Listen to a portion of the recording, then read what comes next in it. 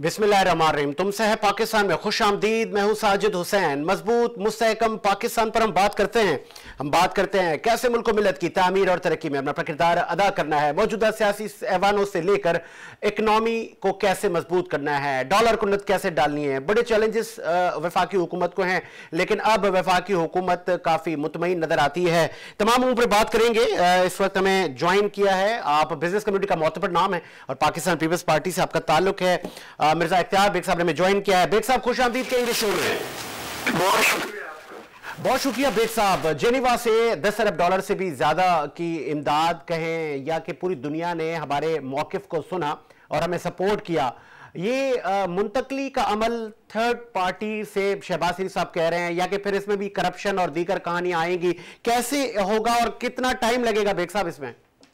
देखिए, पहली चीज तो यह है कि कौम को मैं मुबारकबाद पेश करता हूं कि आज आपकी फॉरेन पॉलिसी में और जो बिलावल भुट्टो ज़रदारी साहब और उनकी टीम ने जो एक इनिशिएटिव लिया था कि पाकिस्तान में जो सैलाब से तबाहकारियां हैं और उसके नुकसानात को दुनिया के सामने पेश किया और ये कह के पेश किया कि इसमें हमारा कसूर नहीं है। हमारी तो कार्बन की जो अखराज है वो 1% से भी कम है। ये आप लोग जो डेवलप कंट्रीज हैं ये कार्बन के अखराज कर रहे हैं और आज हमारे मुल्क में मौसमियाती तब्दीलियों से ये सैलाब फ्लड्स आए और हमारा 30 बिलियन डॉलर के नुकसानात हुआ। तो उसमें उन्हें कन्विंस किया गया कि जी आप हमारी मदद करें और मिलके हम वो पॉलिसी बनाएं ग्लोबली कि हम पूरे दुनिया को बचा सकें इस मौसमियाती तब्दीलियों से। और ये एक नई चीज थी, शहरी रहमान ने इसको पेश किया और दुनिया ने इसको फिर बाई किया, दुनिया ने इसको माना कि जी बिल्कुल सही है, हमें मिलके जॉइंटली इसको रोकना है। और उसके ऊपर आपने देखा है कि 10 बिलियन है। ये 10 बिलियन में flood relief and rehabilitation operation के भी पैसे हैं और क्लाइमेट चेंज यानी मौसमियाती तब्दीलियों को रोकने के इक़दामात के लिए उसके भी पैसे। ये जो 10 बिलियन है इसमें जो बैंकों के हैं वो तो लोन है, इसमें इस्लामिक डेवलपमेंट बैंक है, जैसे वर्ल्ड बैंक है, इंफ्रास्ट्रक्चर डेवलपमेंट बैंक चीन का है सबसे बड़ा बैंक। तो वो तो इसमें को 3 साल की है पेमेंट, बट सॉफ्ट टर्म्स पे है, नरम शराइत पे। लेकिन बाकी जो ममालिक ने दिए हैं, जैसे अमेरिका ने 1 बिलियन दिया है, यूके ने दिया है, फ्रांस ने दिया है, जर्मनी ने दिया है, सऊदी अरब ने 1 बिलियन दिया है, ये सब ग्रांट्स हैं, यानी ये मदद है। अब हमने ये आज आपने प्रेस कॉन्फ्रेंस सुनी है शहबाज शरीफ साहब की, क्योंकि इस पर बातें हो रही थी कि भाई ये 10 बिलियन आएगा, बैंक के भी कर्जे हैं, इसमें कोई 8 बिलियन 7.5 बिलियन, तो ये अगर उड़ा दिया इधर उधर करके और इसकी ट्रांसपेरेंसी नहीं हुई तो पाकिस्तान हमेशा के लिए ये डोनर्स में बदनाम हो जाएगा। तो मुझे बड़ी खुशी है कि आज शहबाज शरीफ साहब ने खुद से ये कहा कि इसकी पूरी ट्रांसपेरेंसी होगी, इसका पूरा हिसाब किताब दिया जाएगा डोनर्स को, हर चीज ऑनलाइन और शफाफियत पे डिपेंड होगी। तो ये एक अच्छी बात है। अब ये देखना है कि ये फंड्स कब आ रहे हैं। 3 साल के लिए अगर हैं, पहली किस्त में कम आते हैं, ठीक है, तो हमें इतना ज्यादा फायदा नहीं है। हमारी ख्वाहिश होगी पहले फेज में ज्यादा से ज्यादा फंड्स आए क्योंकि हमें डॉलर की जरूरत है। और ग्रांट्स वाले पैसे पहले आए, जो हमारे ग्रांट्स हैं लोन के मुकाबले में, ये हमारी ख्वाहिश है, लेकिन अभी तफसीलात नहीं है कि पहले कौन से पैसे। ठीक है। अच्छा बेग साहब, ये जो कड़ा वक्त था, अब बेहतरी की तरफ हुकूमत कह रही है कि हम लोग जा रहे हैं, लेकिन मुल्क में जो अनसर्टेनिटी है, पंजाब में आप आईनी बहरान मुसलसल है, ये आपको क्या लगता है कि ये बेहतरी हो पाएगी? खान साहब आए जाएंगे ऐवान में या कि नहीं आएंगे ऐवान में? देखिए, इमरान साहब ने अपने लिए दरवाजे बंद करते जा रहे हैं। वो head on U turn controversial, आप इलेक्शन कमीशन से भी पंगा, आपने अदलिया के भी साथ, फौज के भी साथ, एजेंसीज के भी साथ। अब ये पॉइंट ऑफ इनमें वो तो फिर मैं समझता हूँ कि अब वो एक तरह का अनरिलायबल हो गए, यानी कोई उन पे हाथ रखने को तैयार नहीं है, क्योंकि उन्होंने देखा है कि जी बाजवा साहब ने उनको लेकर आए और उसके बाद उन्होंने बाजवा साहब को अब तक जो गालियां दे रहे हैं वो किसी लीडर ने नहीं दी। तो कोई भी इस्टेब्लिशमेंट उन पे हाथ रखने को तैयार नहीं है, और अब इस्टेब्लिशमेंट ने यही पॉलिसी अख्तियार की है कि न्यूट्रल रह के जो भी पावर में आता है उसको चलने दिया जाए। लिहाजा एस्टेब्लिशमेंट की तो उनको मदद मिलनी नहीं है। अब सवाल ये पैदा होता है कि अभी इन्होंने बहुत सारे दरवाजे इनके पीछे खुले हुए हैं जहाँ पे जिनसे इनके ऊपर कोई भी पाबंदियां लग सकती हैं, ये डिस्क्वालीफाई भी हो सकते हैं। जो इनकी केसेस वगैरह चल रहे हैं, फॉरेन फंडिंग का है, उसके बाद ये अपना इलेक्शन कमीशन का है, चीफ इलेक्शन कमीशन से जिसका फैसला होने वाला है। तो ये तमाम चीजें हैं। मुझे समझता हूँ कि हमें ज्यादा सीरियसली अभी देखना है कि जो मेच्योर पॉलिटिकल ब्रांच पार्टी जो सबको साथ लेके चलती है, जिसमें पाकिस्तान मुस्लिम लीग नून है, पीपल्स पार्टी है और उनके साथ उनके हवारी है, यानी उनकी कोलिशन गवर्नमेंट ही है। जैसे पीपल्स पार्टी में बाप आ रही है, एमक्यूएम ने भी पीडीएम को ज्वाइन किया है, जेयूआई भी हाथ मिला लेते हैं। तो ये आने वाले वक्त में मुझे नजर आ रहा है स्प्लिट वोट आने वाले वक्त में। बेग साहब, chairman Pakistan Peoples Party foreign minister Bilawal Bhutto Zardari ने कुछ दिन पहले कहा था कि खान साहब हमें इलाज करना भी आता है, अदरवाइज आप पार्लियामेंट में आ जाएं। वो इलाज मुआवजे की बात हो रही है, क्या वो इलाज खान साहब जेल में जाएंगे? देखिए, इलाज यही है कि अगर ये इनके जहन में ये है कि he can do anything and get away, यानी इंग्लिश वाले इसकी उर्दू में ट्रांसलेशन है कि आप ये समझते हैं कि मैं कुछ भी करके निकल जाऊंगा, मुझ में कोई हाथ नहीं डाल सकता। ये गलत फहमी है इनकी, और यही दिखा है कि ये ऐलानात करते हैं, कभी असम्बली तोड़ने का करते हैं। आज देख लीजिए कितने दिन हो गए, महीने से ज्यादा कोई असम्बली नहीं टूटी। तो ऐसी बातें करने की जरूरत नहीं है। मैं समझता हूँ अगर ये मैच्योर सियासतदान होते तो इन्हें ये सीखना था कि अपोजिशन में कैसे रहा जाता है, अपोजिशन का एक किरदार होता है, ये भी सियासत है।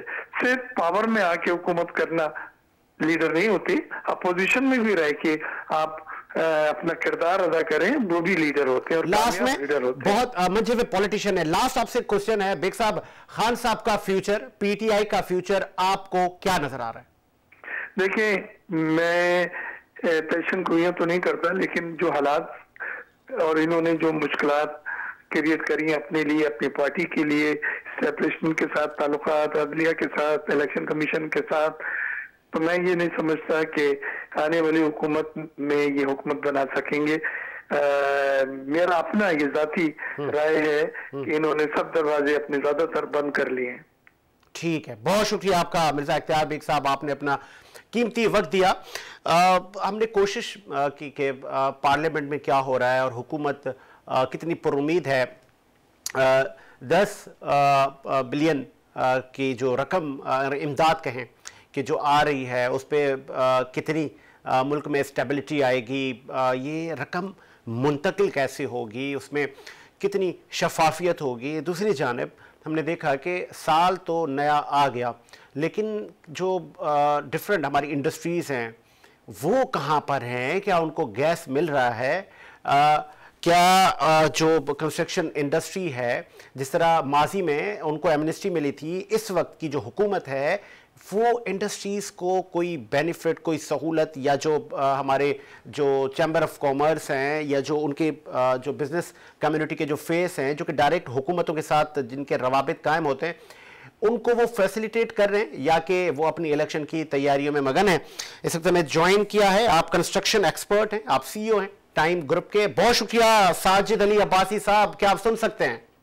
जी जी बिल्कुल। अस्सलाम वालेकुम, बहुत शुक्रिया आपने मदू किया। वालेकुम अस्सलाम। Sajid Abbasi, being a construction expert, आप हाई राइज बिल्डिंग और कंस्ट्रक्शन इंडस्ट्री में मोतबर नाम हैं और वसी आपका एक्सपीरियंस है।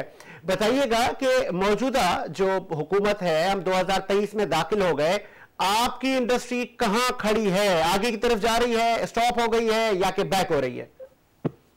देखिए, जो मौजूदा हालात है, इंडस्ट्री के कंस्ट्रक्शन कॉस्ट इस कदर बढ़ती जा रही है, रॉ मटेरियल्स महंगे हो गए, जैसे कि स्टील की रॉ मटेरियल नहीं आ रहा, तो अब इस वक्त डिमांड सप्लाई का गैप शुरू हो गया और रोज बरोज कॉस्ट बढ़ती जा रही है, प्राइस बढ़ता जा रहा है स्टील का। इसी तरह से सीमेंट के हवाले से भी कहेंगे, कोल पर बेस करता है उसका जो चलती है इंडस्ट्री कोल के थ्रू, तो वो भी इंपोर्ट होता है, तो इंपोर्ट के लिए बड़े मसाइल शुरू हो चुके हैं।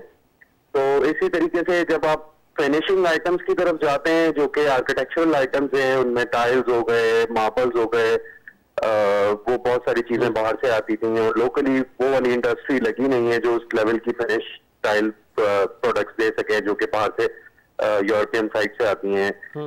तो हमारी जो ओवरऑल इंडस्ट्री इस वक्त मौजूद है जिस जगह खड़ी है उसमें कंस्ट्रक्शन कॉस्ट बहुत ज्यादा बढ़ चुकी है, जो कि एक कॉन्सेप्ट का लो कॉस्ट हाउसिंग का वो बहुत ज्यादा डिफिकल्ट हो गया है कि उसको अचीव किया जाए। यानी एक उस यूजर को घर देना जो कि मुतवस्सित तबके से ताल्लुक रखता है, वो किस तरह से दिया जाए, ये एक बिग टास्क है अब हमारे लिए। ये बहुत अच्छी आपने बात की।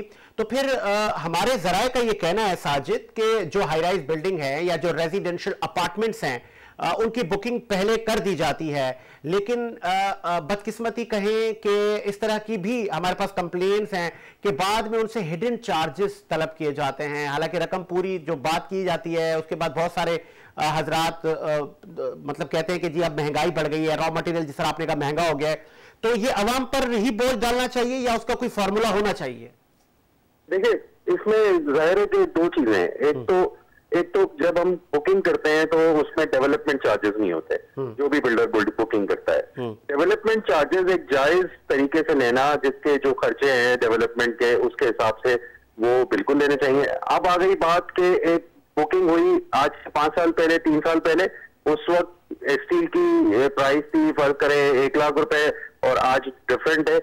एक नॉमिनल एस्केलेशन प्राइसेस में रखी जाती है जो एक normal over the periods of year देखते हैं कि कंट्री का ट्रेंड क्या है, कितनी एस्केलेशन होती है, कितनी इन्फ्लेशन होती है, उस ट्रेंड पर तो हम लोग एस्केलेशन या बिल्डर उस पर चार्ज कर रहे होते हैं। लेकिन एक नॉर्मल जब चीज होती है जो beyond the control of anybody, वो जो गवर्नमेंट की या ओवरऑल इकोनॉमी की वजह से एक इन्फ्लेशन आ रहा है, तो वो कंसिडर करना पड़ता है। उसमें बैठ के बात की जा सकती है कि भाई ये सारे मसाइल थे और इतनी कॉस्ट एकदम बढ़ चुकी है। तो अब नॉर्मल चीज जो फोर्स मेजोर टाइप की चीजें जिसपे कंट्रोल नहीं है किसी का भी, गवर्नमेंट ऑफ पाकिस्तान का कंट्रोल है या उन इदारों का कंट्रोल है जो ये सारी चीजें चलाते हैं या पॉलिसीज की वजह है, तो उसको तो जाहिर है हर आदमी कैटर नहीं कर सकता। बहरहाल फिर भी एंड यूजर को जितना इस चीज से बचा सकते हैं हमें बचाना चाहिए, जो बचाना चाहिए। बहुत खूबसूरत बात की। ये भी बताइएगा क्योंकि आप इंजीनियर भी हैं, सिविल इंजीनियर हैं और एनईडी एक बहुत बड़ा नाम है पाकिस्तान का। मुझे ये बताइएगा, जहां तक मेरी नॉलेज है, जब सीमेंट जब फैक्ट्री से निकलता है उसमें हीट होती है, वो गर्म होता है, फ्रेश होता है, उसकी जो डेडलाइन है वो 28 से 30 दिन होती है, लेकिन बदकिस्मती के साथ वो पड़ा ही रहता है। फिर उसको ये कितना सेंसिटिव मसला है, इंस्पेक्शन हो रही है या कि बस चल रहा है? बस देखिए, सीमेंट जब तक वो कंक्रीट की फॉर्म में नहीं बना तो उस वक्त तक तो उसको कोई मसला नहीं है, पानी नहीं लगना चाहिए, मॉइस्चर नहीं आना चाहिए, अदरवाइज वो स्टोर किया जा सकता है मतलब काफी दिन तक, लेकिन कंट्रोल टेम्परेचर और इन्वायरमेंट में। तो जाहिर है अगर डिमांड सप्लाई का गैप आ जाएगा तो फिर वो ज्यादा जरूरत होती है, और अगर फर्ज करेंगे कॉस्ट ऑफ कंस्ट्रक्शन इतनी बढ़ गई कि कंस्ट्रक्शन रोकनी पड़ जाती है, तो जाहिर है सीमेंट जहां भी पड़ा है वहां आहिस्ता आहिस्ता डिटोरिएट होना शुरू हो जाएगा, उसकी केमिकल कॉम्पोजिशन खत्म हो जाएगी और वो खुद ही जमना शुरू हो जाएगा। इंस्पेक्शन टीमें जो डिफरेंट इदारे हैं या प्राइवेट सेक्टर जैसे BTK है, तो इनके तो अपने लोग हैं, वो आके खड़ी खड़ी दीवारें भी चेक करते हैं, उनके सैंपल लिए जाते हैं। तो ये हो रहा है सब या कि ये खाना पूरी है? नहीं देखें, मैं आपको बताऊं कि दो चीजें हैं। एक तो हाई राइज कंस्ट्रक्शन इंडस्ट्री है जो कि टॉल बिल्डिंग्स हैं, ग्राउंड प्लस 4, 5 के बाद अब जब ऊंची बनना शुरू हुई, चाहे वो 10 स्टोरी हो, 20 स्टोरी हो या 30, 40, 50 स्टोरी तक अब पाकिस्तान में बिल्डिंग बन रही है, उसके अंदर तो ये सारे प्रिकॉशंस लिए जाते हैं। नहीं लोगे तो ये समझे कि इतनी सारी जानों का नुकसान हो सकता है, तो वो जानते हैं। तो हर एक बंदा इस पे काफी सीरियस है। बहुत ज्यादा इंप्रूवमेंट आ चुकी है, जो अभी तक मैंने सारी चीजें देखी हैं जिस तरह से हम कंस्ट्रक्शन कर रहे हैं। कुछ जगहों पे जरूरत है कि लोग क्वालिफाइड प्रोफेशनल्स को नहीं लेकर आ रहे होते, तो वहां पर इंप्रूवमेंट की गुंजाइश है, लेकिन वो इतना ज्यादा बड़ा मसला नहीं है, वो आहिस्ता आहिस्ता हल हो रहा है, लोगों को अवेयरनेस आ रही है। बहुत शुक्रिया आपका साजिद इदारों की कोई इंस्पेक्शन नहीं है जो कि होनी चाहिए, यानी जो हमारे इंस्टीट्यूशन हैं जो कि इन काम के लिए जिनको बनाया गया है, हाँ वो इदारे अभी तक उस तरह की इंस्पेक्शन और ये सारी चीजें नहीं करते। ठीक है जी, आगे आपका पॉइंट। बहुत शुक्रिया आपका। साजिद अली अब्बासी साहब बता रहे थे कि उनकी इंडस्ट्री में क्या बूम है, आगे क्या होने जा रहा है। कोशिश ये है कि दीगर जो हमारे इकोनॉमिक एनालिस्ट हैं हम उनसे बात करें, हम उनसे पूछें कि पाकिस्तान की इकनॉमी किस तरफ जा रही है और उनकी इंडस्ट्री को कौन से मसाइल दरपेश हैं और वो कितने विलिंग हैं, कितनी इंडस्ट्री के क़याम की विल रखते हैं, या कि वो कह रहे हैं कि नहीं जी हमें यहाँ पे फैसिलिटेट नहीं किया जा रहा। तमाम पर बात करते हैं। फिर हम बात करेंगे कि वजह क्या है कि हमेशा बिजनेस कम्युनिटी के लोगों के शिकवे रहते हैं हुकूमतों के साथ। अलबत्ता कोई भी हुकूमत हो, कोई भी मिनिस्टर आए, चाहे वो किसी भी हुकूमत का हो, वो आता है चैम्बर ऑफ कॉमर्स में लोगों से मिलता है, जो काबीना होती है उनसे मिलता है, चाहे वो आबाद के लोग हों उनसे मिलते हैं, लेकिन उस मेल जोल में क्या कोई तामीरी बात नहीं हो पाती, उन मसाइल को हल करने के लिए कोई फार्मूले नहीं दिए जाते। इन पर बात होनी चाहिए कि कैसे आम आदमी को रिलीफ कैसे देना है डिफरेंट शोबों में। जिस तरफ जाएं तो हर तरफ मायूसी की फ़िज़ा क्यों है। अभी तो हुकूमत तो बड़ी पुरुम्मीद है कि मुल्क में पैसा आएगा, सैलाब मुतासरीन की जो घर हैं वो भी बेहतरी की तरफ जाएंगे, डॉलर भी 200 से अब कम आ जाएगा, रिज़र्व मुल्क के कम रह गए थे, उस पर भी बड़ी परेशानी थी। मुझे प्रोड्यूसर साहब एक ब्रेक का कह रहे हैं, आप कहीं नहीं जाइएगा, एक ब्रेक लेते हैं, ब्रेक के बाद हाजिर होते हैं।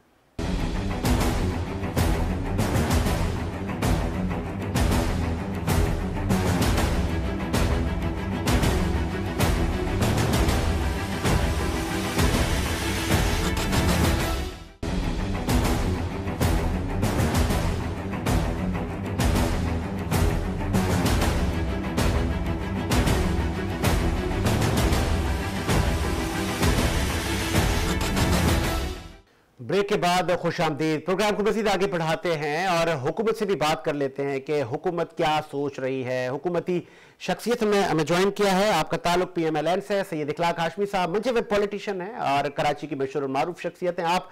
सैयद इखलाक हाशमी साहब सुन सकते हैं आप?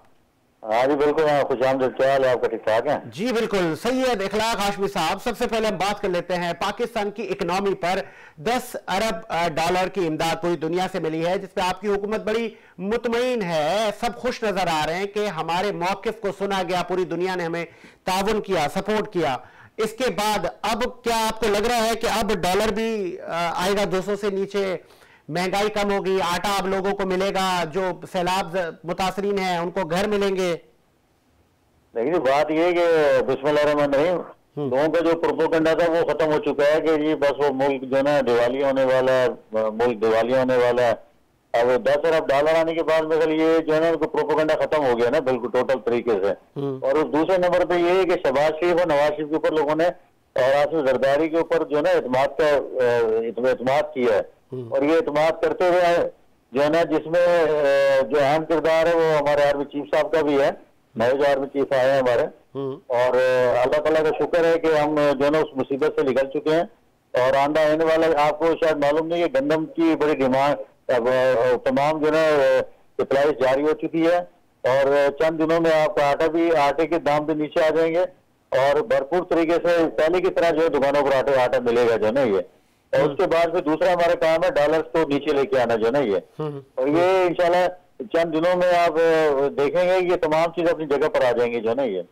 ठीक है, तो फिर इस पे सवाल ये बनता है, अगर ये सब बेहतरी की तरफ चीजें जा रही हैं, लास्ट में आता है पाकिस्तान की बड़ी पॉलिटिकल पार्टी है जिनकी KPK गिलगित बल्तिस्तान में हुकूमत है, पंजाब में हुकूमत है, खान साहब का क्या फार्मूला तय हुआ, वो पार्लियामेंट में आ रहे हैं?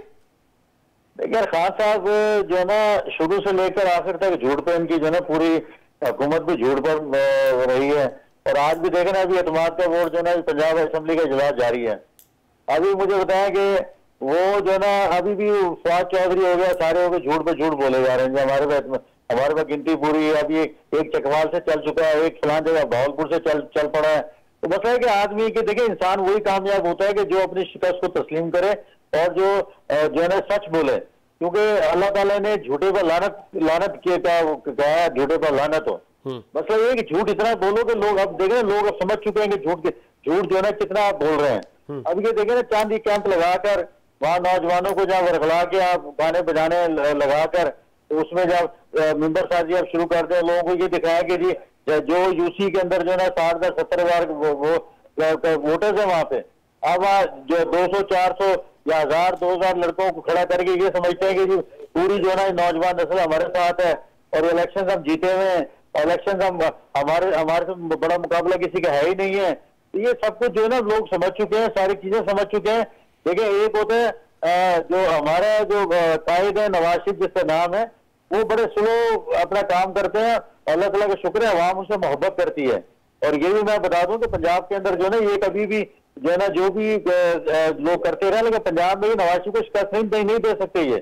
और ये जब तक मामला है, जब तक नवाज शरीफ बाहर है, और अब इंशाल्लाह चंद दिनों में आप देखिए कि जो हमारे सर पे ये बुराइयां थी या हमारा मुकाला हुआ था, ये सारी जो है ना हमारे सब जो है ना मामला सीधे हो जाएंगे और अवाम देख लेगी कि नवाज शरीफ ने जो शहबाज ने वादा किया था वो अवाम के साथ पूरा किया है, पूरा होता हुआ नजर आ रहा है। हाशमी साहब, दो बहरी जहाज गंदम से भरे 2 बहरी जहाज आज लंगरअंदाज हुए हैं, कराची पोर्ट पर पहुंचे हैं। रूस से आप लोग गंदम मंगवा रहे हैं, आगे कितना प्लान है, कितनी खपत है गंदम का?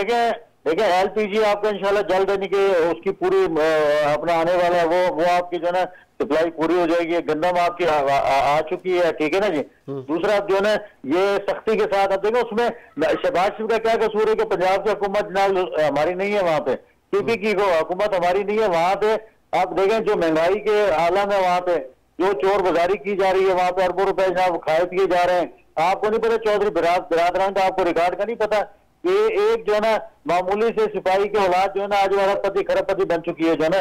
ये हमेशा से आज भी मैं कहूंगा कि एमक्यूएम और ये दोनों पार्टियां बड़े खुशनसीब हैं, हमेशा से हुकूमत में भी रहते हैं और मजे भी करते हैं और लोगों को ब्लैकमेल भी करते हैं। तो आज तो एमक्यूएम के तमाम वो कहते हैं ना एक ही सफ में खड़े हो गए, महमूद अयाज, आज तो सारे। अच्छी बात है ये देखिए, खड़े होने के बाद अल्ताफ हुसैन को भी अपना लीडर मान लेना, ये पहले की तरह अपना वाले बना ले, उसे लीडर बना लेना अपना, उसे क्यों नहीं बनाता है? नहीं, वो कह रहे हैं हमारे साथ बड़ा जुल्म है। नहीं क्या जुल्म है मुझे बताएं। हमें गिना नहीं गया। नहीं गिना नहीं, देखिए मुझे मैं आपको छोटी मिसाल देता हूँ कि इलेक्शन हुए अपने एमएनएस के, आपके सामने इलेक्शन हुए हैं ना, तो मुझे बताएं इनके एमएनएस को यूसीओ के अंदर जो है ना कहीं 6 वोट पड़ेंगे, 20 वोट पड़ेंगे, यूनियन काउंसिल की बात मैं कर रहा हूँ। तो मुझे बताया वो ना किसी सियासतदान ने तो नहीं रोका था इनके लोगों को वोट डालते हुए। अब देखिए इनके जो लोग हैं वो कन्वर्ट हुए हैं पीटीआई के अंदर, और पीटीआई आधे से ज्यादा लोग अल्ताफ हुसैन के पैरोकार हैं जो बाइकाट में जाते हैं और जो आपका अपना वोट नहीं डालते। लेकिन हाशमी साहब, जब हुकूमत इमरान खान गिराई जा रही थी उस वक्त एमक्यूएम के साथ आपके बड़े वादे हुए थे, वो वादे आप लोग वफा करें ना। वो देखिए वो अपना देखिए अगर वादे किए थे तो उन्हें मुकम्मल करना चाहिए, वादों को पूरा करना चाहिए। हम तो इस चीज के हक में है, लेकिन मैं एक जनरली बात कर रहा हूँ कि आपने जो मेरे से सवाल किया मैंने ये आपको जवाब दिया है कि ये यहाँ पर कराची के अंदर जो है वो जब अल्ताफ हुसैन कहता है बाइकाट करो तो लोग घरों से नहीं निकलते हैं। अब यहाँ पे मुझे बताएं एक 5 लाख का जो हल्का है आपका, उसमें से 23,000-24,000 मौलाना मौलवी ने लिए थे, पीटीआई के मौलाना अपना क्या नाम है महमूद मौलवी, उन्होंने लिए थे। तो मुझे बताएं एक 5 लाख के वोटर्स में अगर 20-22,000 25,000 वोट आप खरीदे तो मतलब आपके लोग वोट नहीं डाल रहे उस हल्के में ना। आपका रेशियो कम है, अभी भी टर्नओवर आपका 15 जनवरी को देखिएगा कम होगा आपका जो है ना यहाँ। मतलब ये कि आपका देखिए एक तरफ एक हल्का है जो आपके बाइकाट पे जा रहा है अल्ताफ हुसैन के कहने के ऊपर, और एक हल्का जो है एक आपका वोटर्स है उसमें से 50% वोटर्स आपका चला गया पीटीआई के अंदर, ठीक है ना जी। हमारा देखिए नून लीग का जो खड़ा होगा, हमारा वोटर्स नून लीग का वोटर्स ना कहीं जाता है ना ही अपनी जगह पे खड़ा हुआ है, इस पार्टी का वोटर्स अपनी जगह पे खड़ा हुआ है। तो मतलब ये कि ये सारी चीजें सोचना समझना चाहिए, और आप झूठ की सियासत नहीं है, अब आपको काम करना पड़ेगा, ग्राउंड पे आना पड़ेगा। और ये मैं बता दूं, आज मैं आपको एक और इंफॉर्मेशन देता हूँ कि जितनी डीएमसीज हैं, वाटर बोर्ड है, अपना ये सिंध बिल्डिंग कंट्रोल है, इसमें तमाम तर लोग जो है ना एमक्यूएम के लोग हैं। अच्छा। और वो आज भी एमक्यूएम के लोगों कहने के ऊपर काम करते हैं। आज काम में आज पूरा बेड़ागर्क किया है, आपका इंक्रोचमेंट आप देखें पूरे कराची के अंदर इंक्रोचमेंट है और सारे लोग ये हैं। और हमने तो खुद अपने आंखों से भी देखा, तजुर्बा भी किया है कि ये जो जितने एडमिनिस्ट्रेटर आपके बैठे हुए हैं, अभी भी अच्छा एक और मैं आपको इन्फॉर्मेशन दे दूं, हालांकि इलेक्शन कमीशन ने जो है सारे एडमिनिस्ट्रेटर हटा दिए हैं ना, लेकिन अभी भी ऑफ द रिकॉर्ड वो काम कर रहे हैं, तो और इन्हें क्या चाहिए मुझे बताएं। तो फिर ये अभी भी काम कर रहे हैं, ऑफ द रिकॉर्ड काम कर रहे हैं वो। अगर ये बात ठीक है तो फिर एहतजाज क्यों कर रहे हैं वो? नहीं तो यार कुरंगी का लगाया ना, कुरंगी का भी जावेद कलवर साहब तो वहां नहीं है, वहां पे वो आपको दूसरी जगह शकील है या दूसरी जगह वहां पे एडमिनिस्ट्रेटर नहीं लगाया, क्यों नहीं लगाया? उसका मतलब है जब इनके लोग वहां काम कर रहे हैं, सब कुछ कर रहे हैं, तो फिर ये रोना धोना किस चीज की बात है जो ना मुझे बताएं।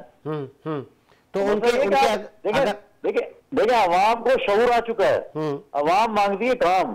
अब आप बगैर काम किए किसी के जो है ना आप वोट नहीं ले सकते किसी साहब की, अब ये भूल जाए आप जो है ना पाकिस्तान में। चले लास्ट मुझे ये बताइए, साबिक वज़ीर आज़म नवाज शरीफ साहब और मरियम साहबा कब वतन वापस आ रही हैं? नहीं इंशाल्लाह जल्द आ रही हैं, वो बहुत जल्द, आपको चंद दिनों के अंदर जो है इंशाल्लाह ऐलान हो जाएगा और जल्द आ रही है यहाँ पे ना, बिल्कुल। चले बहुत शुक्रिया आपका सैयद इखलाक हाशमी साहब ने हुकूमती मौक़िफ़ दिया। इस उम्मीद के साथ कि मेरा शाद आबाद रहे। साजिद हुसैन को इजाज़त दीजिए, मुलाकात होगी नए प्रोग्राम के साथ। अल्लाह हाफ़िज़।